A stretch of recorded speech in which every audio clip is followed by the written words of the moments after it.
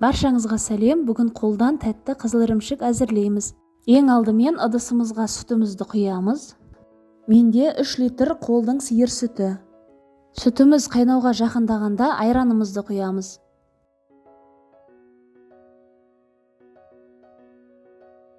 Жақсылап араластырамыз.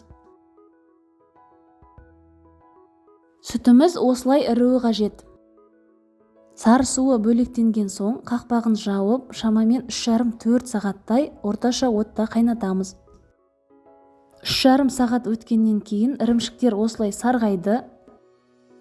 Сол кезде қантымызды қосып, қақпағын жауып, тағы да 1,5 сағаттай қайнатамыз.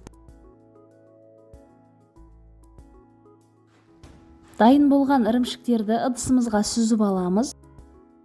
Бетін тәрелкемен жауып, үстіне ауыр зат қойып, бір түнге қалдырамыз. Осымен ірімшіктеріміз дайын, өте дәмді, міндетті түрде жасап көріңіздер.